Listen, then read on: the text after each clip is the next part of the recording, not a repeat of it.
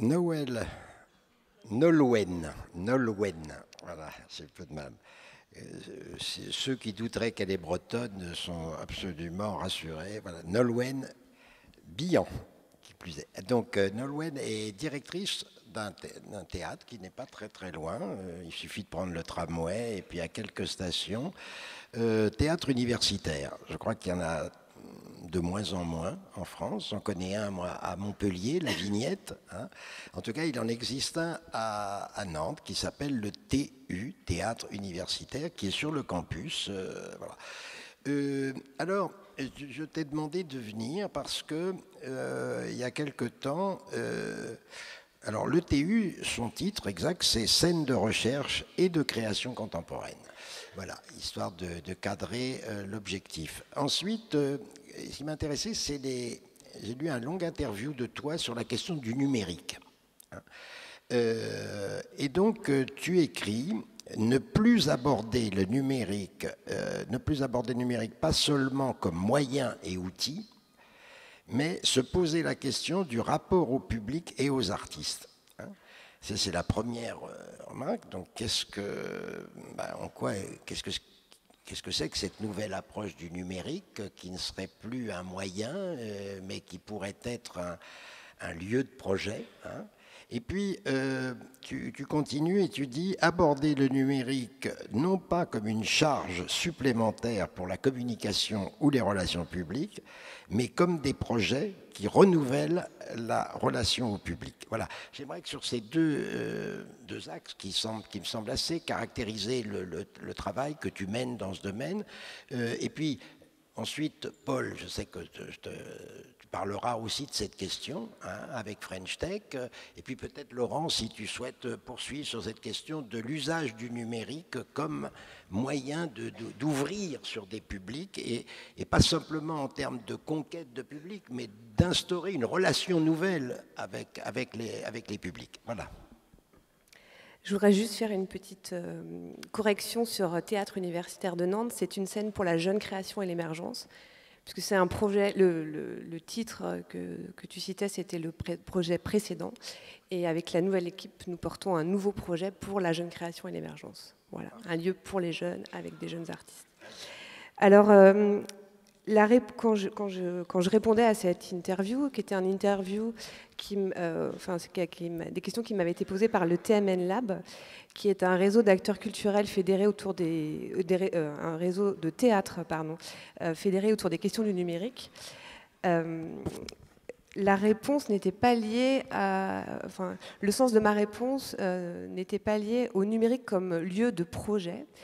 Mais bien sur ce qui m'intéresse et ce qui est actuellement en jeu dans le projet et avec l'équipe du TU, c'est bien la question du numérique en termes d'objets culturels et de manière dont il change nos relations au monde. Donc quand je dis ne plus l'aborder à partir des moyens et des outils, mais à partir des nouvelles relations qu'il induit, c'est pas du tout en termes de moyens techniques. Je vais un peu éclairer ça de façon peut-être un peu théorique ou conceptuelle, mais ça me semble important de l'aborder de cette manière-là pour bien comprendre ce qu'il y a derrière ces mots. Donc, juste pour aussi resituer moi d'où je viens, je ne suis directrice que depuis 1 an par un grand coup de hasard, et j'ai travaillé pendant 15 ans à la médiation culturelle et beaucoup à la communication. Et là d'où je viens, donc de ces métiers des relations au public, le numérique, puisque j'ai aussi traversé ce qu'on peut appeler la transition numérique donc depuis ces 15 dernières années, un outil qui n'existait pas quand j'ai commencé à travailler, le numérique est souvent annoncé comme une promesse, voire une arme massive de conquête des publics. Alors nous sommes ici, et je me suis beaucoup formée en fait sur ces questions, j'ai fait beaucoup de formations pour essayer d'acquérir des outils, des moyens, des compétences nouvelles. Donc la question de cette promesse, on est ici au BIS, dans un forum de rencontres professionnelles, et je pense qu'on peut la lire partout, dans le catalogue que vous avez dans les mains, dans les allées que l'on traverse. Alors j'ai fait un petit tour de la sémantique du numérique tel qu'on peut la lire ici, mais de façon très rapide et très transversale. Donc les promesses pour nos métiers, pour les lieux d'art vivant, C'est des solutions numériques dans les relations publiques, des expériences innovantes de l'art vivant, des applications pour mieux répondre aux attentes des publics, des stratégies de vente efficaces, d'optimisation d'impact de campagnes de communication, de technologies de ciblage et même de trucs. Il y a même des trucs, semblerait-il, pour fidéliser à moindre coût les spectateurs. Donc si évidemment ces outils, on travaille tous avec et on en est tous enfin, ça fait partie de notre quotidien et c'est très important dans nos métiers. Et moi je ne suis pas du tout technophile en disant ça, mais évidemment ça nous permet une meilleure connaissance du public, de billetterie, comprendre des comportements, diffuser de l'information.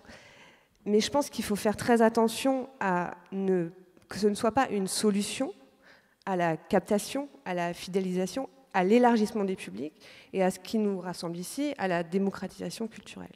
Ça ne peut pas être une solution et c'est à partir de là que le numérique m'intéresse, c'est-à-dire ne plus l'appréhender sous un angle technique ou technologique, mais bien sur un objet culturel, un fait de société, un nouveau modèle de société. Je travaille donc sur un campus avec des nouvelles générations de spectateurs qui ont aujourd'hui entre 18 et 22 ans.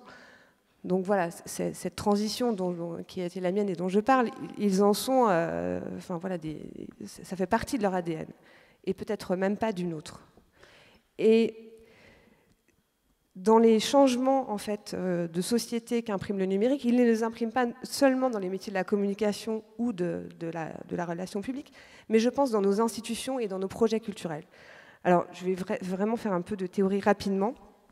Et dans l'accès à la culture, ce qui a été posé, c'est qu'il était compliqué, peut-être qu'il y avait un échec de la démocratisation culturelle. Or, aujourd'hui, en 2018, l'accès à la culture, il fonctionne très bien. Aujourd'hui, on ouvre Internet, l'accès, il est illimité, il est connecté immédiat, il est partout et par tous.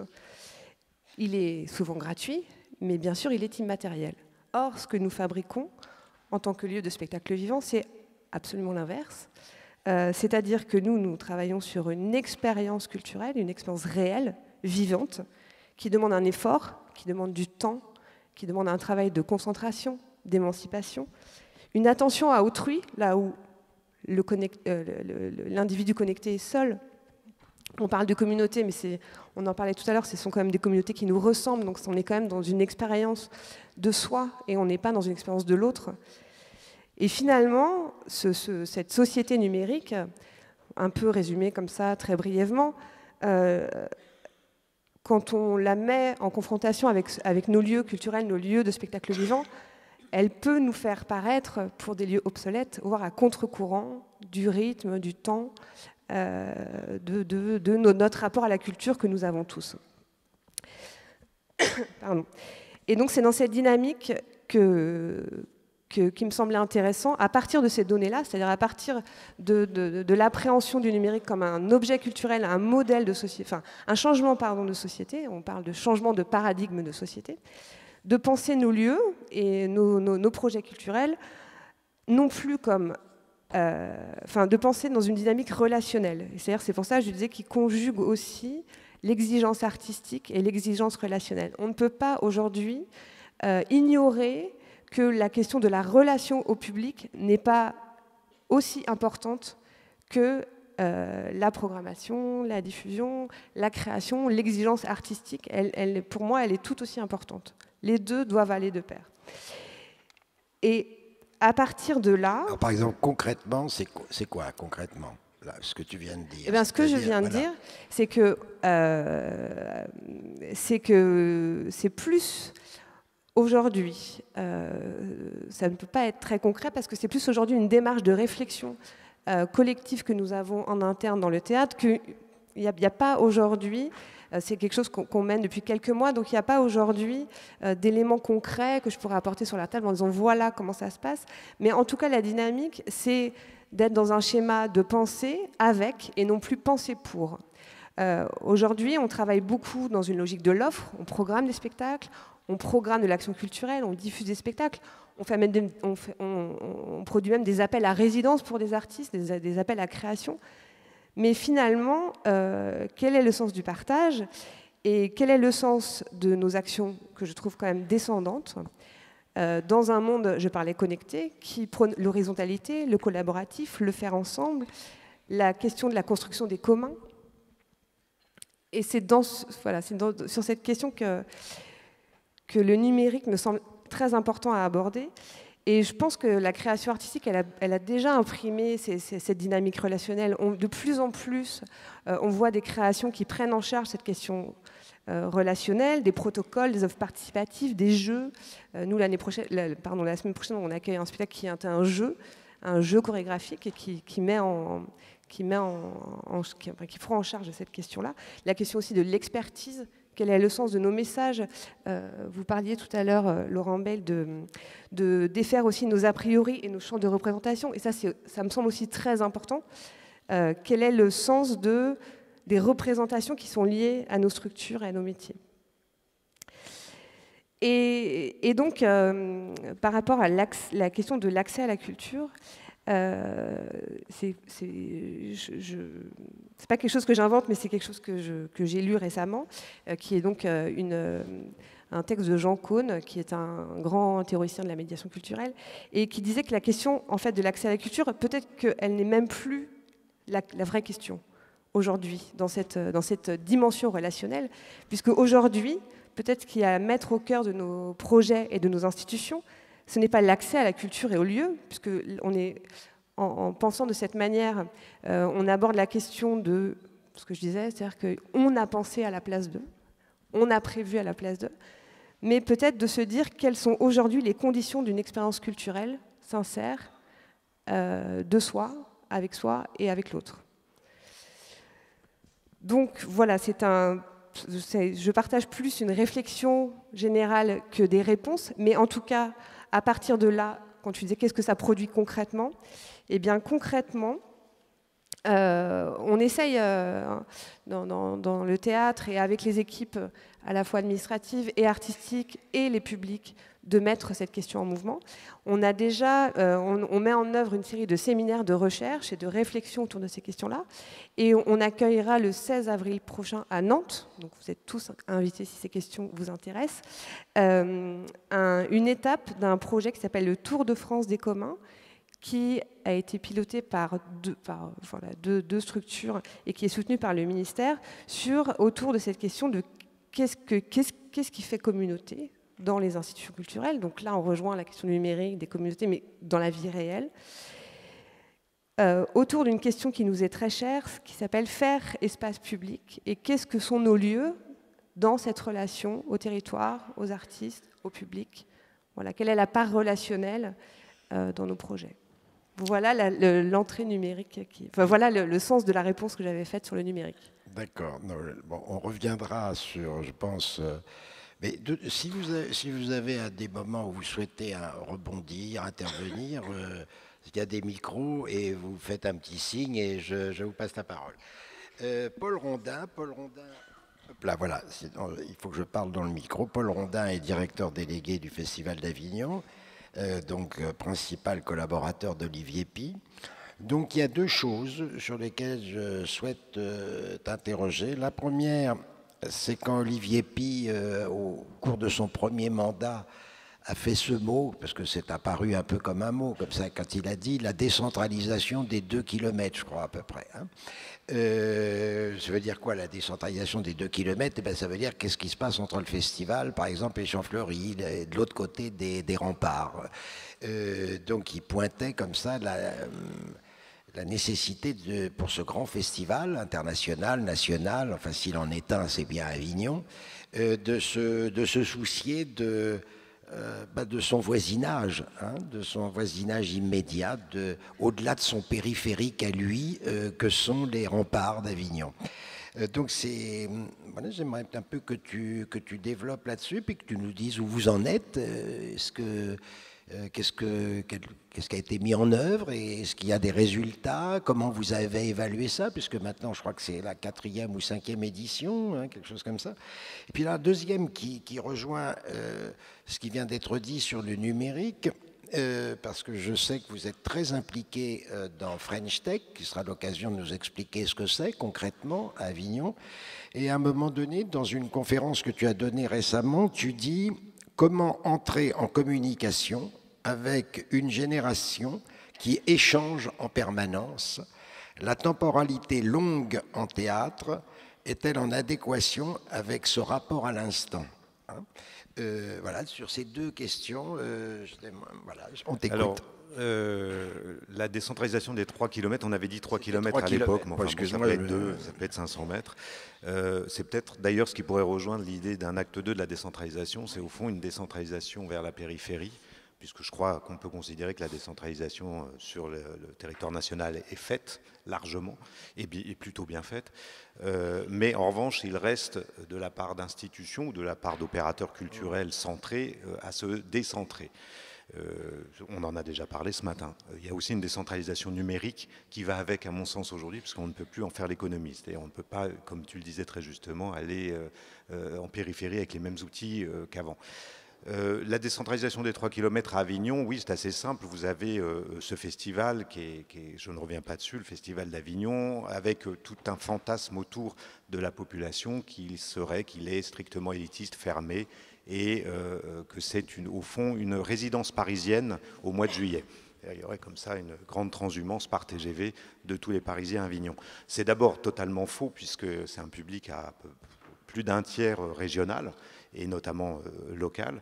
Après, c'est vrai à un endroit, en revanche, c'est de la sociologie des publics, puisque même si on fait un peu mieux que Jean Vilar, et heureusement il y a 70 ans, le malheureux avait, je crois, 1,5% de ce qu'on appelait alors les ouvriers, nous on doit être à 7% d'employés, mais enfin, c'est quand même pas une grande réussite de ce point de vue-là, si on considère la mission d'intérêt général et le projet villarien.